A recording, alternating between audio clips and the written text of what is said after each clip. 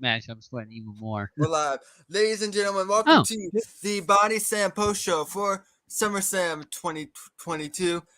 Wow, that's a mouthful. And I am joined by the incomparable franchise player, Bad Blood, everybody's favorite voice, Shane Husky. We can see his face tonight. That's a little underwhelming. Yeah, it was under the wrong category of the video scene. And wow, you idiots. Yeah. And of course, Mr. Big Money himself, Drew. I'm not even going to try and pronounce his last name. Big Money Drew, ladies and gentlemen. Hello. Hi. Of course, we had a fantastic show. Brock Lesnar pulled out a freaking tractor on air and tilted the ring. And of course, the man, Becky Lynch and Bianca Belair, tore the house down at yet another Big Four pay-per-view event in 2022. Yep. A lot in between the two, including multiple returns in one segment. Mm-hmm. We got a lot to discuss. What did y'all think of the show? I enjoyed it. 10 out of 10. Besides a couple matches, the main event was 10 out of 10. Yeah, Bad Blood said it right. There were four out of 6 matches very much delivered. Two, unfortunately, were one was a dud in my eyes. The other one had dud. I think I know which one you're talking about. Yeah, it was very awkward. I liked the finish, and there was some cool sequencing, but they had no chemistry. It was sloppy outside of that, and it just looked awkward. But that's every Ronda Rousey match. Yes. Yeah. But shout out to our boy Patrick. Hey, he made a short appearance on the throwback with the baby. That's right. The baby appeared on the Roundtable show. First appearance. Second appearance, actually. Oh, the show started incredibly. It ended incredibly. It had some good stuff and not some good stuff in between. Yeah. Look, it's all about the primacy and recency bias. Like I don't know if y'all fucking Bailey coming back, Io Shirai, fucking Dakota Kai, that right there start the night off tremendously. And tremendous. Edge coming it's all about how you start and all about how you finish, because people are going to remember the first thing they see and the last thing they see.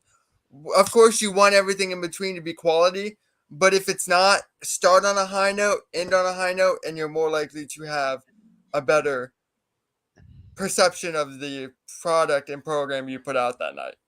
And this is why Triple H knows how to book. Triple H, so he saved the WWE with the show.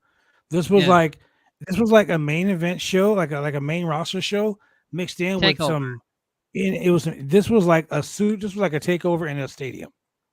Yeah, everything from the fighting, just the craziness from a fucking tractor. I mean, a fucking tow truck. I mean, whatever that fucking thing was, a tractor lifting the fucking ring up. You don't see that shit. Well, the last time you saw some shit like that was when Big Show got superplexed from the top rope by Brock, and all 4 posts fell down. The last time you saw that was epic. Last time we saw something like that was with Big Show and Brock, but it wasn't the superplex. It was when Brock Lesnar drove a forklift into the arena in their last man standing match and or stretcher match, I think it was, and put the stretcher on the forklift so he couldn't get off of it and drove the forklift over the yellow line all the way back in 2003 or whatever it was. This was the very best main event in the history of fucking SummerSlam. And you don't hear Bad Blood say that. Macho Man Elizabeth bullshit. Like, this was the best fucking main event in the history of SummerSlam. And on that note, gentlemen, it's hot as fuck. I gotta take a cold shower. Thank you very much, guys. I will see you guys on Monday. Oh shit. Later. So I'm going to go. That's not right. There we go. Yeah. I'm going to go on a limb here and agree with Bad Blood.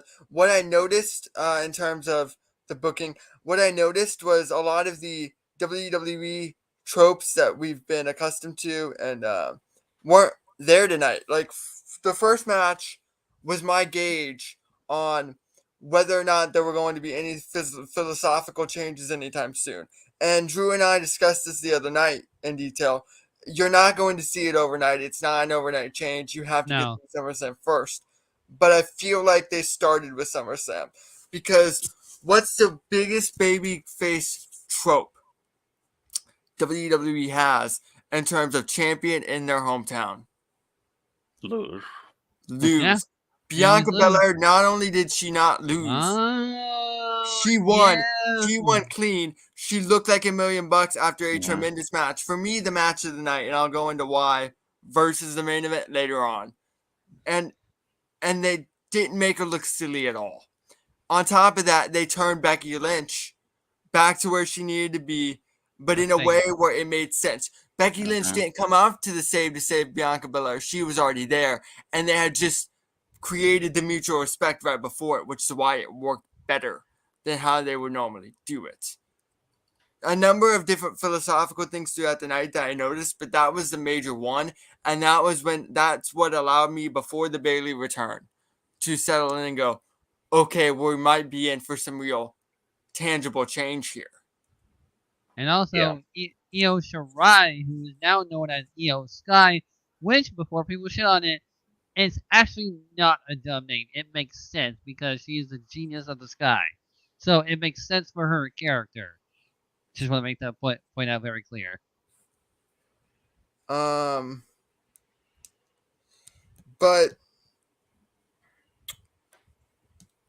I really enjoyed that opening. I thought the opening was really good. I don't think it was as good as their Mania match. One thing I noticed, and I don't know if y'all noticed this, did Becky Lynch seem off to you guys? Yeah, because when the KOD hit, she landed on her right side, so it looked like she could be injured, legitimately. Becky Lynch rarely throws punches, delivers offense with her left arm, and the more the match got in, the less range of motion it looked like. And of course, I'm speculating. This is just what my eye caught, as somebody who watches a lot of Becky Lynch. It looked like she was delivering more offense with her left arm than she usually does, and had a little bit less of a range of motion, and the right arm looked like it was starting to swell up. Did y'all notice that, or was that just a me thing? Am I looking too much into this? No, I don't think. We could reset on the watch along that, especially at that finish, she looked like she was in pain, like legitimate pain. But she fought through it, and that's much respect for Becky Lynch. Absolutely, and for her to, if she's going to be out now for a little bit for whatever reason, this was the perfect way to turn her face. So when she makes that big return, it's going to get a huge pop. Right. Yeah. And did y'all hear the crowd response that face turn elicited? Mm-hmm. It was beautiful. Probably the loudest pop of the night was Becky Lynch turning face. And Dakota Kai coming back for signing with the WWE, which I am so happy to see. That's how I know Vince has got Triple H is bringing back the people that Vince let go for no freaking reason. Go ahead. You mean budget cuts isn't a reason? No. This was the revitalization I think that a lot of people needed to go, all right, I'm good with WWE again. Let's see what happens. I agree. Again, it goes back to the very first trope. Oh, so this premium live event roped you in. Yes. Yep. That's only funny to the two of us, but it's funny, guys. Laugh. Oh, Pablo was all for it. He was all but for it. But the trope, I'm going to keep mentioning that because Bianca Belair won in her homecoming. I'm used to Cena losing in Boston, Edge losing in Toronto, Bayley losing in San Jose, Ali losing in Chicago just a month ago.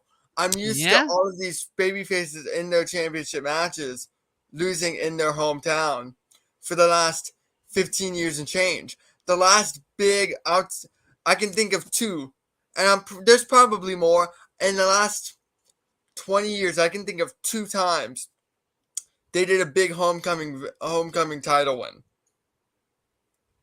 Kurt Angle in Pittsburgh right after 9/11, and CM Punk in Chicago. There you go. I was against Del Rio. Those are the only two I can think of in 20 years. Well, also the Money in the Bank match. Oh, CM Punk.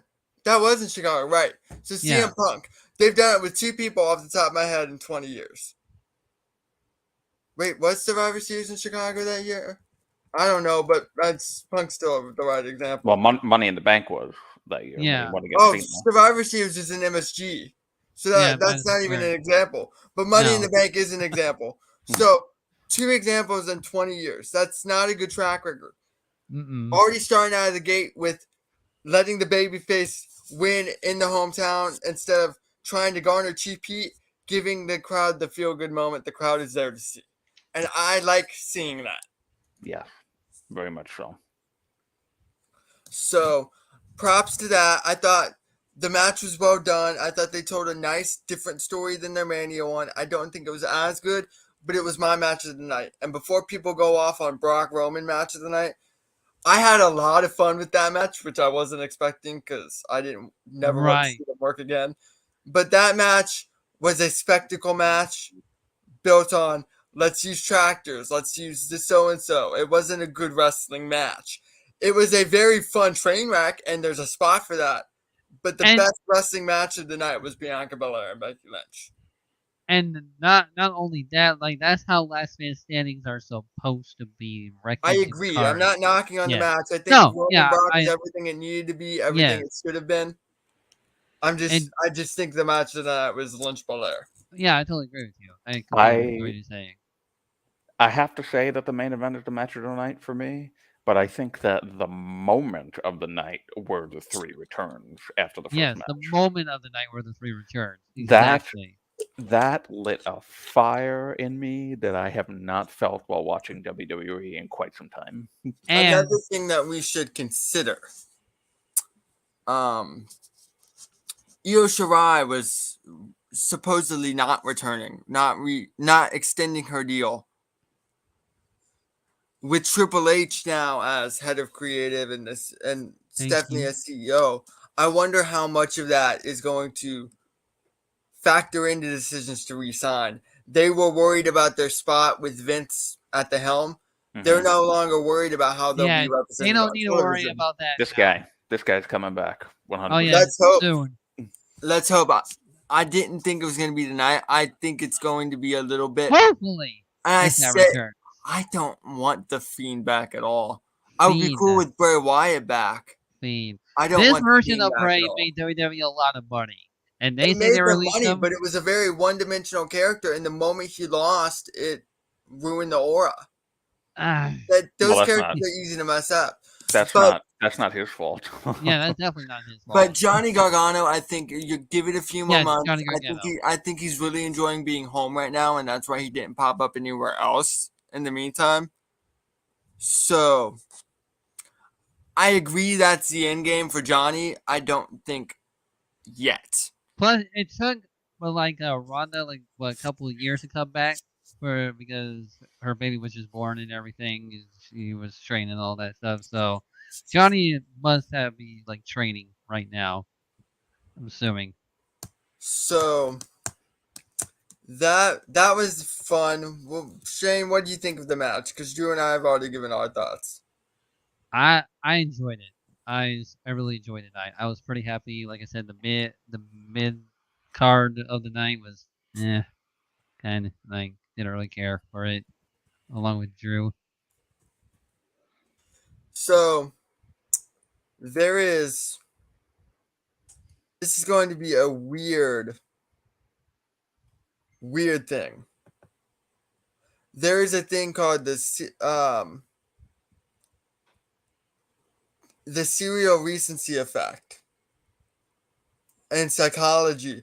That is exactly how you need to book pro wrestling. Because if you bookend something great at the start of the show, something great at the end of the show, you do enough to pull them in to the end, and you do more than enough to make them happy and feel satisfied going out. While you always want the middle to be quality, you don't want it to end on. You want the train wrecks to be in the middle if there's going to be train wrecks. And that's why Triple H positioned this card really well. You start with you start and you end with the big marquee matches. Becky Lynch, biggest woman star in the history of WWE. You're going to get a great match out of her and Belair. And Belair's a hometown beloved babyface in this match. Yes. Put it on first. Get the crowd hype as possible because that's going to be the match they're going to be allowed for. And then you end on the match you assume people are paying to see. And Brock, with what they had planned, wasn't going to let people down. So that's perfect layout. Yes, it is. It doesn't matter if Liv Morgan and Ronda Rousey, which they kind of did, have a clunker in between that. You know what I mean? Yeah, in the long run, that won't be remembered. But people are going to remember the first match, the last match, and because of that, they're going to remember that this was a fun show. It was a fun show. I really enjoyed it. You know what was a really fun show until the main event? The Hell in a Cell where Seth Rollins and Bray Wyatt had that disaster. But nobody remembers that the show was fun until the main event because it ended on such a sour note that show is now infamous. But they made their up to it by having Bray win in Saudi for the Universal Champion because they knew they fucked up on that Hell in a Cell thing. So the next match on the show, I actually really enjoyed this. I was Logan Paul and The Miz. Yeah. I feel, and correct me if I'm wrong, I'm not knocking him because he did really well. He did some really cool stuff. The psychology seems to be there.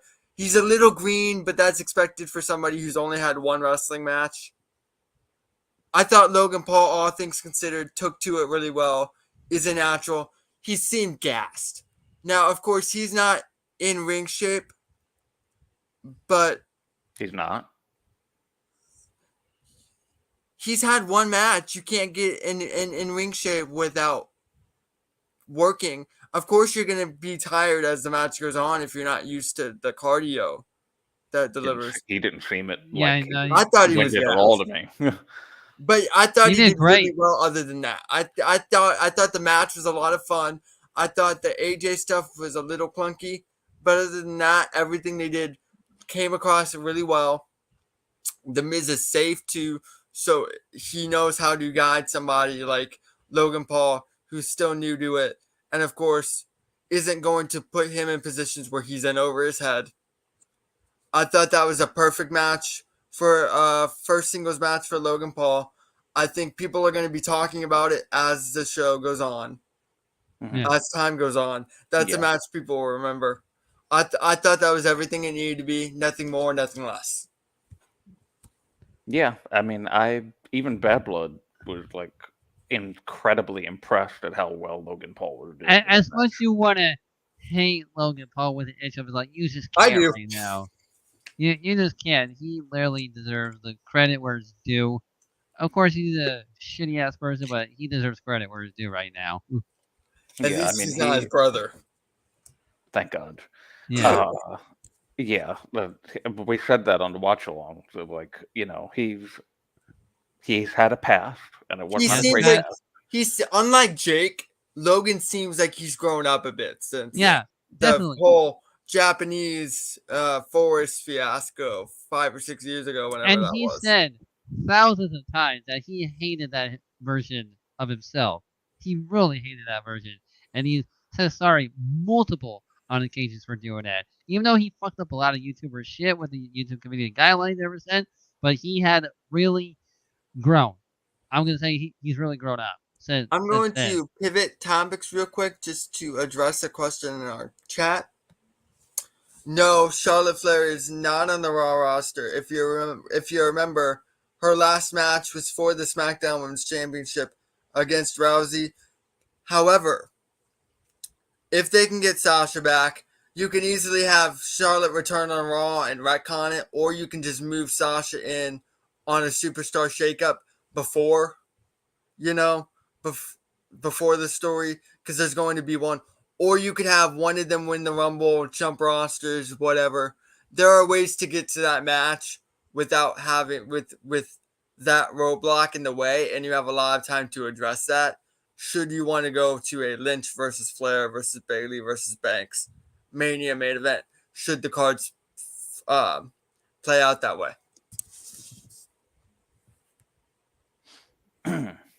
Yeah, I agree. Yeah. So, anybody have anything more to add on the Logan Paul Miz stuff? Nope. Looks like we can move on.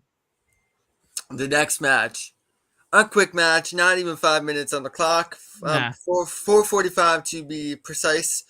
Bobby Lashley and Austin Theory. Austin Theory loses by submission. I'm really enjoying Theory losing to everybody. I think it's funny. Not only that, it was a fun, quick little match. It really wasn't boring at all. Not every match needs to be 25 minutes. No, it doesn't.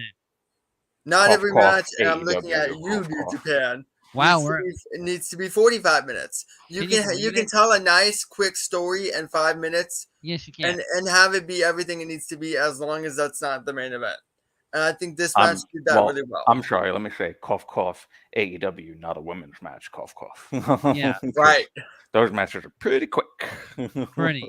Right. Wait. I'm not even an AEW hater, and I'm saying that. No. I actually like AEW. No, I agree. And I love AEW, and I go to a lot of their shows. Their women's matches are ridiculously quick.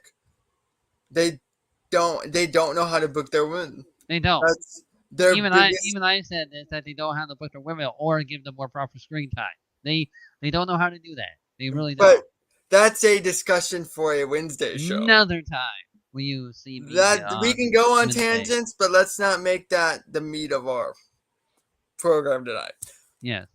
I agree with you. I'm just saying I don't think it's conducive to go on that. Yeah, I completely agree with you. So they told a really nice quick story here. I think Bobby Lashley looking dominant is how Bobby Lashley needs to be booked. And I think Triple H is going to do very well booking a Bobby Lashley, which because he jumped in because he jumped NXT when he returned in 2018, Triple H has never booked Bobby Lashley, so it'll be interesting to see if he books him similar to how he booked Drew Galloway on. Which, by the way, we'll get to that. But I love the Drew Galloway segment. Similar how I did it again. Drew McIntyre. Similar. Do I have to change my name to Drew McIntyre so this way you just know to say that all the time? So the way he booked Drew McIntyre in NXT was great. I would love to see him book Bobby Lashley in a similar vein. I have something I would like to add on to that. I hope this means that Triple H will give the mid-card titles like the United States and the IC more time, more open challenges, because I love the open challenges thing. I want more of that on every week of Friday and Monday. If you think about it, and I know it's kind of apples and oranges, Triple H used to give the Cruiserweight Championship, the North American Championship, etc., a lot of time on NXT. He's definitely been given the IC title a lot of time, but the US champion barely, but hopefully that will change on Monday. Who even is champion? Is it still Walter? Yeah, it's still Walter. Yeah, that I don't think Triple H is going to mess up Walter. No. At all. No. Though I do think his name is going to stay as Gunther. Oh yeah, they're not. I don't think there's a point in changing the name back at this point. But because that just makes Gunther look stupid. Yeah. You know what I mean? But in terms of character, how he's portrayed, how he's perceived, I don't think Triple H is going to mess him up. Nah. I trust Triple H with that.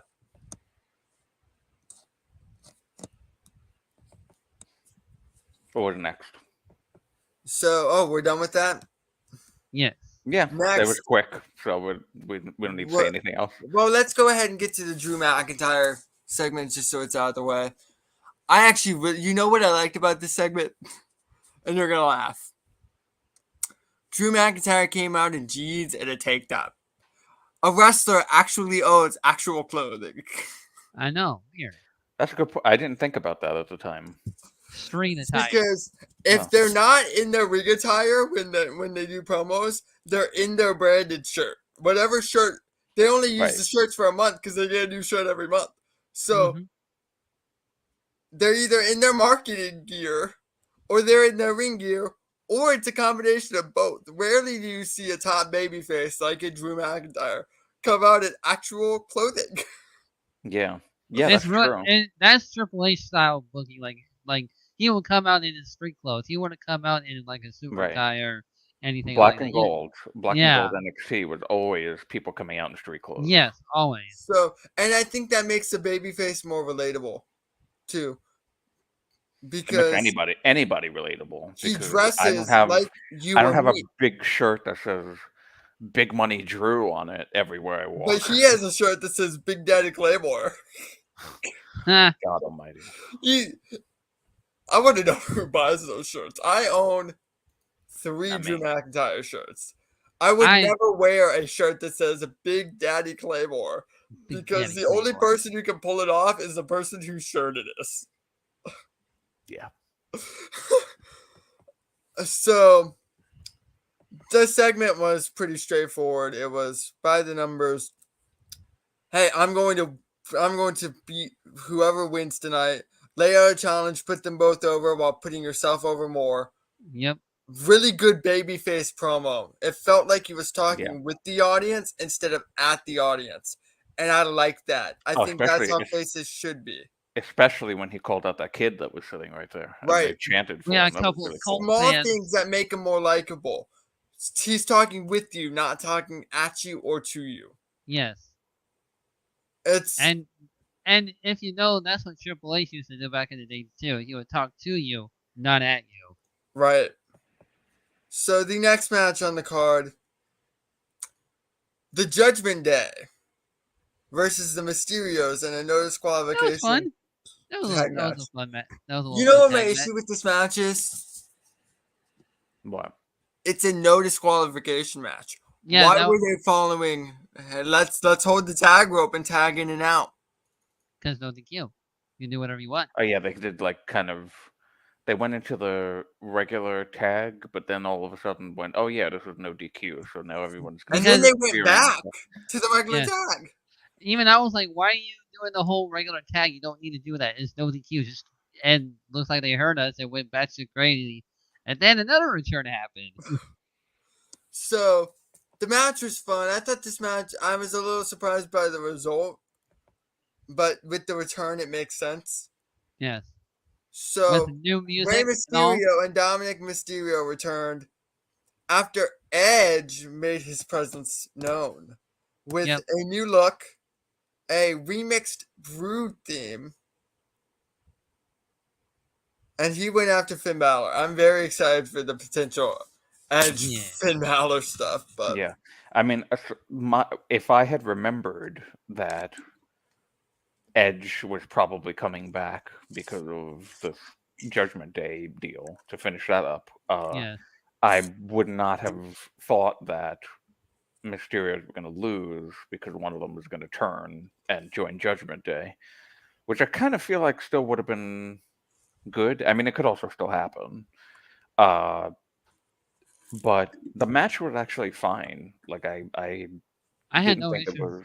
Dominic has his very inherent flaws. I don't like Dominic. Yeah. But when you have a lot of leeway on the rules to play with, and you have a mind as creative as Rey Mysterio, mixed with the talent of a Finn Balor or a Punishment Martinez, Damian Priest, you're not going to get a bad match out of that.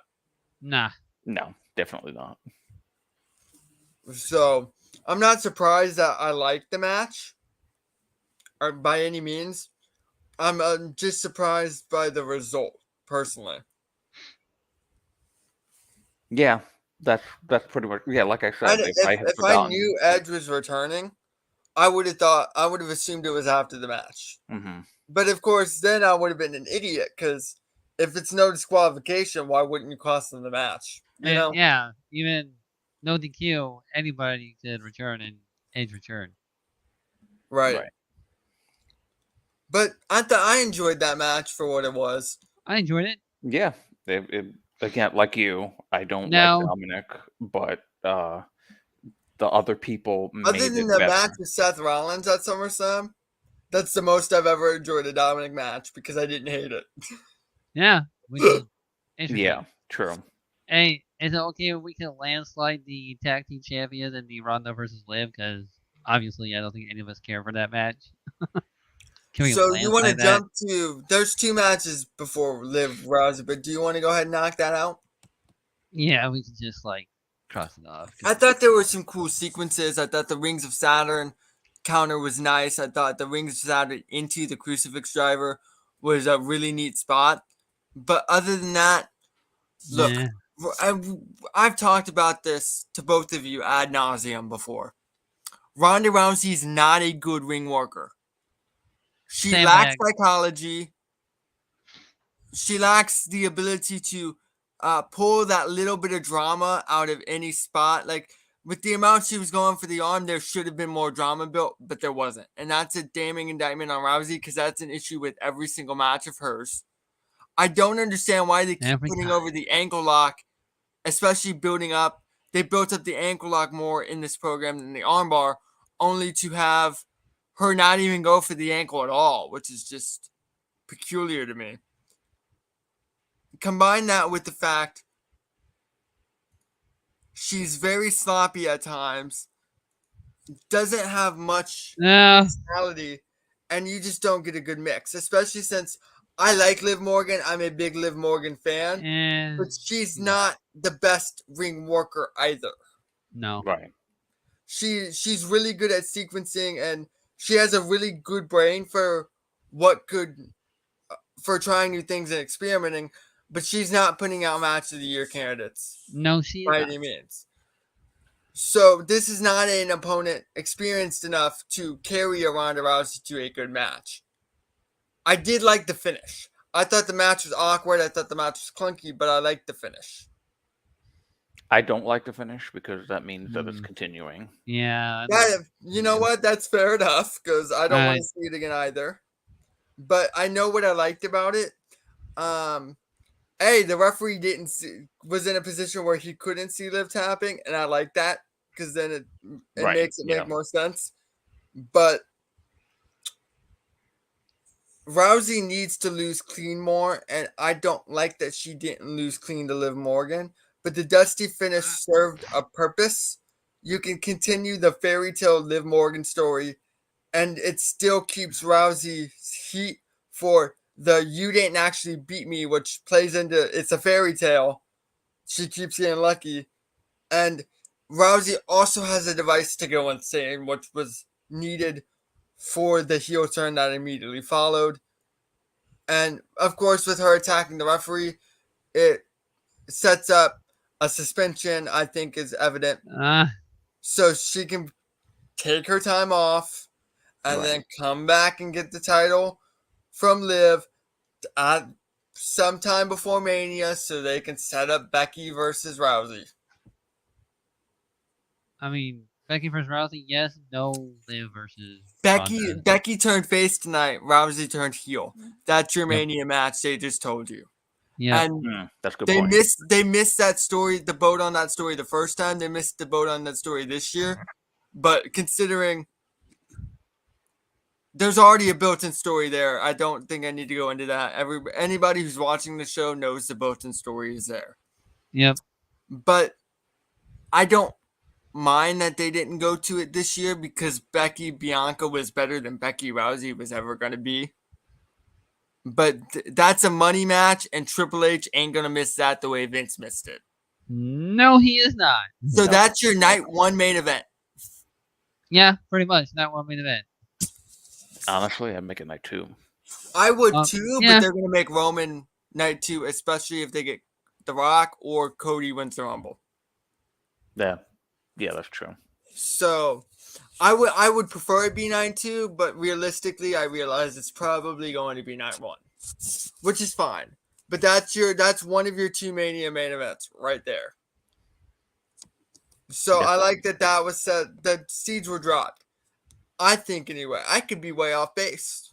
I don't know what they're planning, but yeah, it's also like 9 months away from now, so many things can happen. Right. There's a lot of variables at play there. And of course, so we jump to the second to last match, the penultimate match. So we're going to jump back to the 5th match on the card. Pat McAfee versus Baron Corbin was a match that happened. It was fine. I just want to say it's not like it's a 90s Kenta Kobashi match. No, but Pat McAfee saved his own life from his own botches. I just wanted to say that. Pat McAfee is really green, but I'll be damned if he's not an exceptional athlete and very entertaining and very charismatic. So at the end of the day, he works for the spot he's in. Yep. Yeah, and I think that Corbin did a great job in this match. Corbin did a great job of putting Pat over. Corbin's never going to get the love, but I'm going to say it. Baron Corbin's a very good professional wrestler. Yes. And before people come at me for saying that, he has very smooth movesets. I like his moveset a lot. He's very smooth. I think he's a little cookie cutter. I think he's boring, but he's safe. He's going to give somebody a quality, solid, not the best match tonight, but he's not going to have a bad match. I don't think that he's boring. I think that the shit Vince had been putting him in for years were boring. I think that's part of it, but I also remember going to a house show one time where the main event was him versus Roman, and I called literally the entire match, move for move, spot for spot, did not mess up a single time. No. From the first bell to the last bell, and I went, why am I going to be entertained by this if I know exactly what he's going to do, when he's going to do it? And that goes for both of them. Yeah. For me, that's part of it too. And while Roman Reigns has differentiated himself enough from 3.5 years ago, whatever it was, Baron Corbin has not. He's going to have the same basic match every time, which is fine. It works for him. It gets him. He has an actual moveset that works for him and him only. But I think Baron Corbin's a very good professional wrestler to put a Pat McAfee against. Yes. I don't know if I like McAfee winning because Baron loses every big match, and this would have been a very low profile but high profile match for him to win and kind of rebuild a little bit of that credibility. But McAfee didn't win clean, so it's not the end of the world. I thought that was fun for what it was. Wasn't my favorite match by any means. No, but no. I think okay. So his entrance, though, is I said on the watch along. His entrance is like one of the best entrances in the company. Yeah. Every time, and it's different every time. That's part of it too. Yeah. And this new thing that they had with like a bunch of different versions of him, like hundreds of them, like in a crowd. I think it was like crazy. It's one of the like most nicely produced entrances for anybody in the country. I mean, Roman Reigns doesn't even have that great of an entrance. I think it's very good. So I'm like strap the belts on him. He's the guy for me.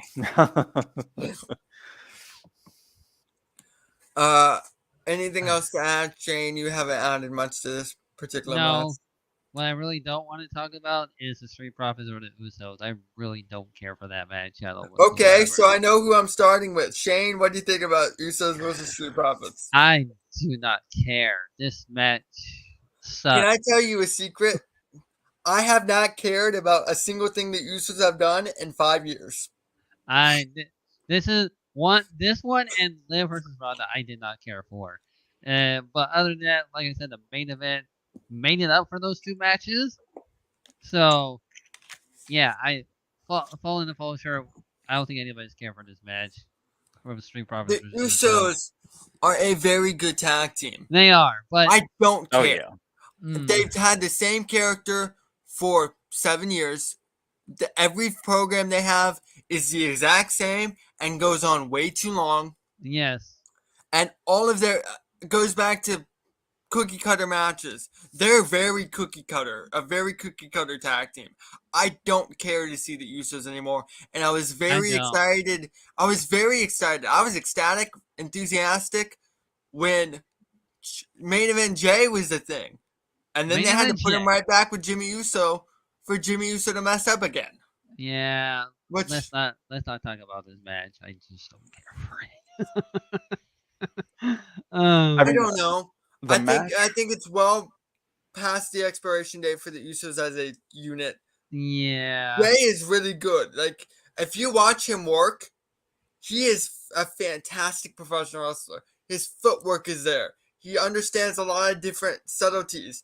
Jimmy Uso is not very good. Like, a couple weeks ago, he took an RKO from the top, from Matt Riddle. His footwork was so bad, he almost broke his own neck on a simple bump. Because he didn't set his feet right. Yeah. Like, Jimmy Uso is not a good fundamental worker. Jay Uso is fantastic, and Jay Uso has a presence about him when he speaks. Yeah. I want a Jay Uso solo run. Until then, I don't care about the Usos at all. Yeah.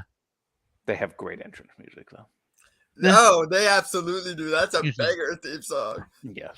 I thought the match was fine. I don't think Jeff Jarrett needed to be there. I don't think it was the right result. I thought the match was fine. It was not nearly as good as the match that set this match up. I think it's a missed opportunity to not have Jeff Jarrett come out in his old blue cutoff. Do you know the striped shirt he used to have where it was in between the stripes it was cut? But with black and white instead. I think that would have been hilarious. I think that would have been great.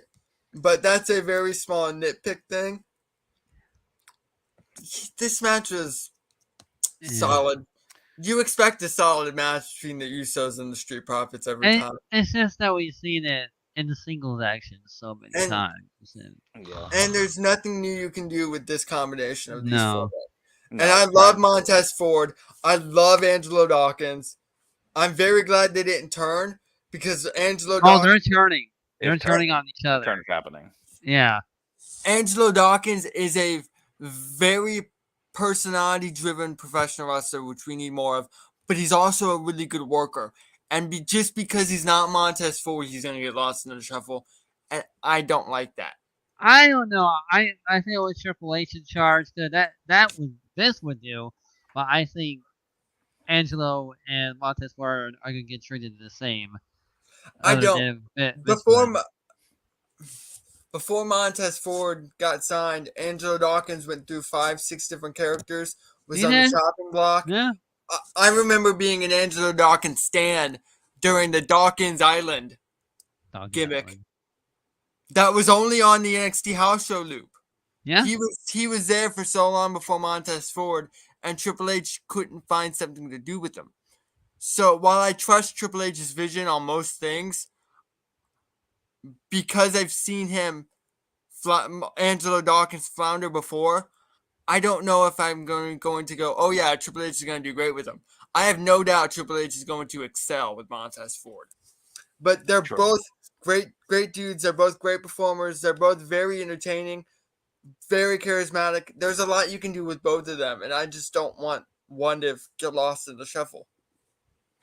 Yeah, I mean, because, be honest, of course, there were people that Triple H in Black and Gold NXT didn't utilize properly. No, Becky Lynch.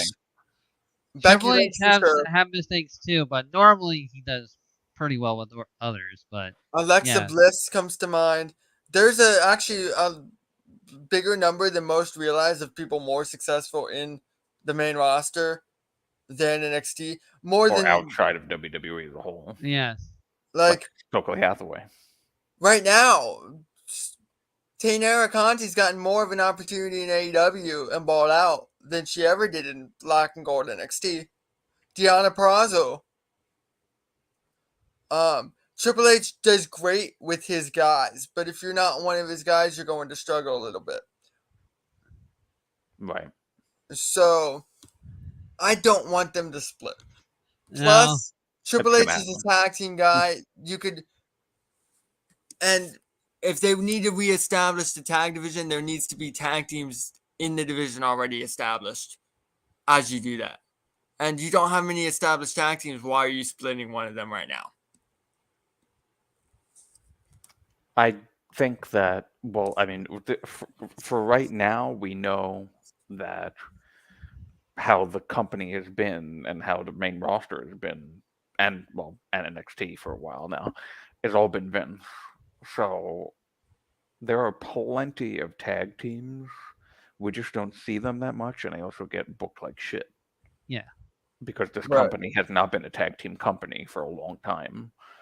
So with a pro tag team guy in Triple H, I do have more hope for tag teams. Now, when it comes to Montez Ford and Angelo Dawkins, they are incredibly great together. I've seen them live a few times. They're amazing. Montez Ford has more personality and more charisma than Angelo Dawkins does, which is a good thing. I agree he has more charisma. I don't think he has more personality. I think they're equal on that front. Okay, well, I don't agree with that, but that's fine. But I think that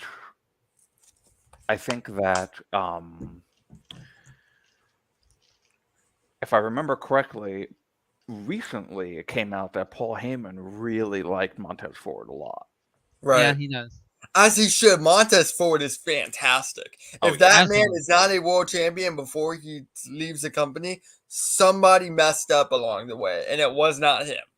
Yeah, and you could see from this match tonight, he's the one that's starting to get the angry heel side out more, yelling at Jeff Jarrett, and then you could see on his face at the end when they were both sitting there before it cut out, he's fed up.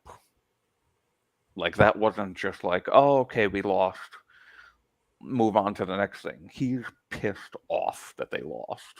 Very. So I can see. As he should be. I wouldn't like losing either. Well, yeah, but the typical babyface thing is like, oh, I lost. Now I'm going to come out the next night and I'm going to slap hands and I'm going to have a smile on my face. No.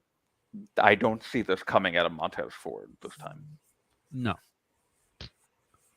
So, all right. Yeah. The last match, I think we all have a lot to say. Honestly, I'll start. I'm going to make it quick. I made a tweet with the Tractor. Tractor shenanigans. Tractor shenanigans. Tractorgate 2022. So, Brock Lesnar puts Roman Reigns in the bed of the tractor, or the loader of the tractor. This was my least favorite part of the match, and I'll tell you why. How dare you? You know how hard it is while a tractor is moving up and down to stand up in the loader. Yeah. If you're gonna fall and you're gonna bust your neck. So in theory, Roman Reigns was on his back in the bed of the tractor, even though he was in the air. Yeah. Why was the referee not counting? And why did Brock dump him onto the ground to balance ground where he could stand within the next 10 seconds? I don't blame, I'm not saying this to shit on you or anything, but that's like one of the most nitpicky things about this match. I didn't even pay attention to that at all. Yeah. So, but it made up for it when they dumped the ring because that spot ruled. And it looked it looked like so much fun. Like when Roman fell while he was dumping the ring, I was like, I wish that were me because that looks like a lot of fun. It looked like a lot of that whole. I'm trying to remember. I think it was Cole said that this was like a destruction derby. Like it really was. Yes. Such a cool visual. It's one of the craziest main event visuals you could see. Is a ring hanging at a like a 45-degree angle from a tractor, and just destruction everywhere. It was quite a sight. So, I've been vocal that I never want to see this match again, and I still don't. No. I think a total of one of their matches has been above a mid tier in terms of non-stipulation. I have no desire to see these two work a wrestling match. Oh no, Brock is done. The Mania match was bad. Yeah. Like awful this past year. Yeah. But because you gave them a lot more to play with, and you gave Brock a lot to play with, they had a very fun match. They did. They went all out. This match was not a wrestling match. This was, let's just go out there and deliver the biggest train wreck. And with two big men like that, you can do a lot with that. And they gave them a lot with that. They had a lot more freedom than I think Vince would have given them. Maybe. I mean, I don't know. If this is what a gimmick match looks like with Triple H, sign me up. I'm all for it. I agree. Like, I did not want this match, but you know what? I did not want it to end at the same time. Yeah, I wanted him to just keep getting up. Me too, man. Me too. That Overall, was a lot of fun. This pay-per-view was good. It has Before we get there, Drew, you didn't really give your thoughts on the match. It fucking ruled. Yeah. it fucking ruled. It was the greatest. It's the greatest SummerSlam main event I have ever seen. Yes. I'm still dying on that Bryan Danielson, John Cena Hill. Yeah, that's true. I did. Do you know what I love about that match? And kind of going on a tangent here. If you go back and you watch old Kenta Danielson matches, Kenta American Dragon matches, Bryan Danielson, from the complex, convoluted layout of all of his matches, had the exact same match with Kenta. Mm-hmm. And then he has the exact same match, and it's completely awesome in a completely different way with John Cena to win the world title. But he and Kenta are two completely different wrestlers. And that right there tells you how good Bryan Danielson is. Yeah, he's the. I love him. He is my favorite. I'll say he's a top 5 in-ring performer of the last 30 years. I agree. But in terms of a spectacle, I think this was the best SummerSlam match I've ever seen. It's not the best SummerSlam wrestling match I've ever seen. By any means, it wouldn't be in the conversation. But in terms of a spectacle, and there's a difference between a spectacle and a wrestling match, I don't think there's an issue with either of them. It just comes down to a preference kind of thing. This was the best spectacle match in SummerSlam history for sure. Yeah. Not main event in general. I have to go back and watch that Cena Bryan one because that wasn't a great spectacle match. I mean, as a main event, to compare the two. I actually was watching around that because I went back and watched CM Punk's heel turn in 2012. Yeah. Up until about I didn't get to WrestleMania 30 yet, but I passed that already in the Authority forming and all that stuff. What a time that was, by the way. Boy, did I hate the Triple H, Stephanie McMahon, Seth Rollins stuff. Once Seth Rollins turned heel, because God, that 2015 run was abysmal. That got me to stop watching for a little while because I hated it so much. The Seth Rollins thing was really the only thing I enjoyed about the product at the time. Oh, yeah, we didn't even mention that. But for this match, Seth Rollins did make an appearance tonight. Yeah, ladies and gentlemen. Hey guys, I'm sorry to do this, but I'm getting really tired, and I'm gonna head out. James, thank you for having me on the show. Of course. Before you go, be sure to follow Shane Husky on the Twitters, everything below. You can see that. There should be an ad sign before his name on his nameplate. And, of course, be sure to watch him every Monday, Wednesday, and Friday. With the faux mixologist, Julian. Wow. Oh my God. I'm going to tell him you said that. Bad Blood. They do terrific work every week. Pro Roundtable Boys, 3 nights a week. Great post-show analysis. Give it up for Husky. Thank you. And guys, it's been a pleasure doing the show with you, and it's been a major pleasure having you guys when Julian is out on his vacation. I really do appreciate you guys for joining in. Yes, sir. You're Have welcome. a good night, Shane. Yep. So, Seth Rollins did make an appearance tonight. Yada yada yada. He attacked Matt Riddle. I did find the visual of Pierce and the referees running down with him to be hilarious.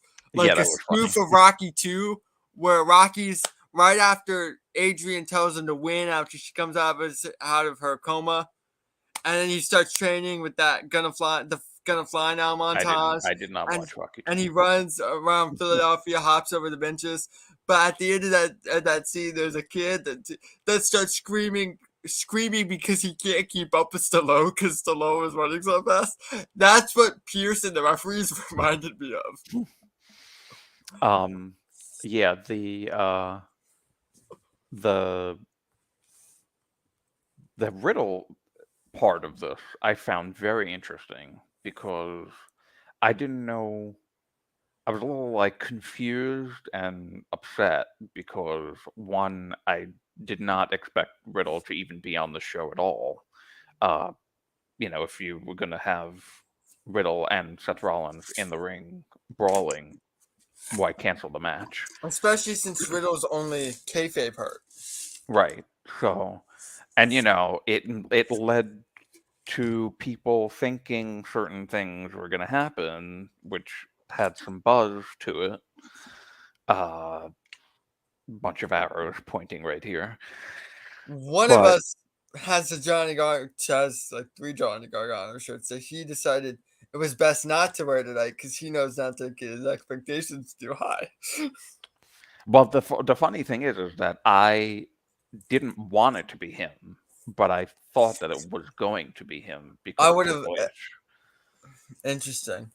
So I actually would have preferred the Fiend to come back, and the reason why I said that was because I think that it just the same. I said this the history with Seth Rollins. Exactly. Like I think we went over this the other night last night actually on the Friday night post show, which you can watch on Body Sam's YouTube channel, Pro Roundtable Twitch. Give those boys a follow.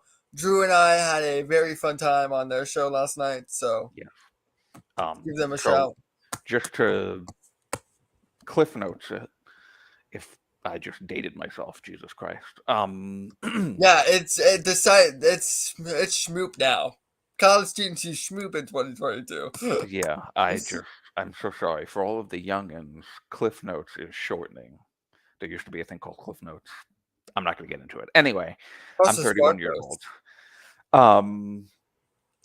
I think that Seth and the Fiend would have been perfect because of, like you said, the history between Seth and the Fiend. Seth is a heel right now because of the Fiend. And I think that what would have been really cool was to bring the Fiend back and turn Seth face. Right. Because the crowd's not booing Seth anymore. No, they're not. They're like really on his side. They're doing the whole thing. They're doing it every time he's on TV. And I think that it's time for him to turn face. And funny enough, now Becky has turned face. The man, baby. Maybe Seth will be turning face very soon too. But now I would have liked that. But now this thing with Riddle that's continuing. You have to wrap up the stories. You can't. You can soft reset. You can turn Seth Rollins immediately after the story ends in a month. But you have to wrap up the story. Yeah, to wrapping it up fine, but I think that the Fiend or even Gargano, would have brought, well, more the Fiend really than Gargano, because Seth and Gargano don't have any history at all. But for the Fiend to have come back and then gotten the major reaction that he got, and maybe beat Seth, probably would have ended up beating Seth. I think that would have been the start of the babyface turn for him. It wouldn't have turned him babyface immediately, but at least for when he finishes the match with Riddle, we don't know when Randy's coming back, which is unfortunate. Probably not for the rest of the year, depending, from reports that have come out.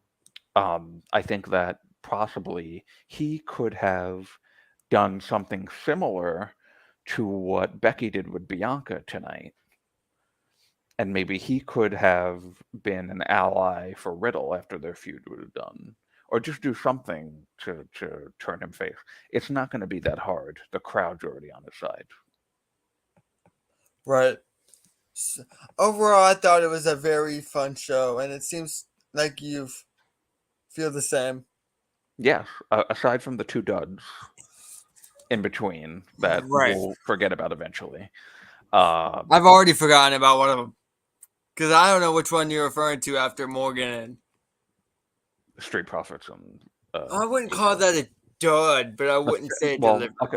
Maybe not a dud, but I would really not. My booking for this was, and we talked about this yesterday. My booking for this was Usos lose tonight.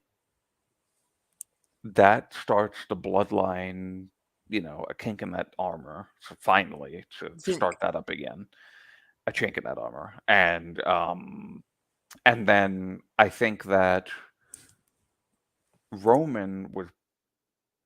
I don't really see it happening now. Roman would have lost at Clash to Drew, but I don't know how you do Roman without both titles, but the Usos with both titles. Maybe, I mean, it could be an interesting dynamic, like, oh, we're the champions in this bloodline now, not you. That could do it, maybe. So, I mean, now I'm kind of talking myself into that. Maybe. I don't know. Where can the good folks find you, Drew? They can find me at Big Money Drew on Twitter. Any shows, stuff like that?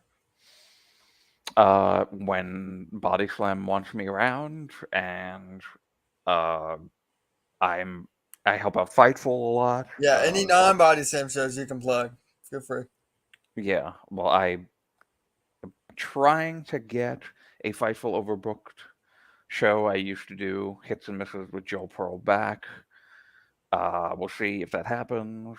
I would, I help out Fightful's main YouTube. I actually have them up right now on my other screen. And I mod in there, and occasionally when Sean needs me, collect the super chats and the Humber chats at humberchats.com for the shows, so this way they can read them on air. And yeah, that's it for me. Ladies and gentlemen, you can find me on Twitter at TheJamis.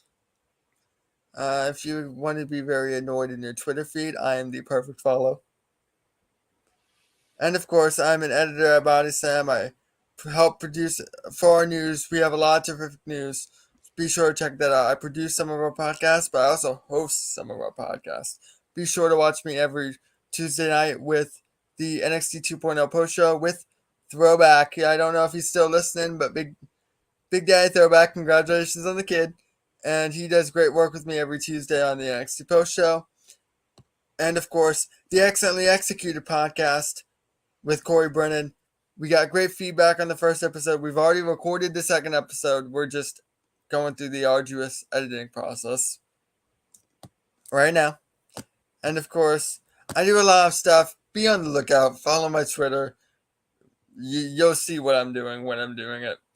And ladies and gentlemen, that concludes, unless Drew has any last second thoughts, our SummerSlam 2022 Body Slam post show. Yep. I have nothing else to say. Have a great night. Thank you for joining us.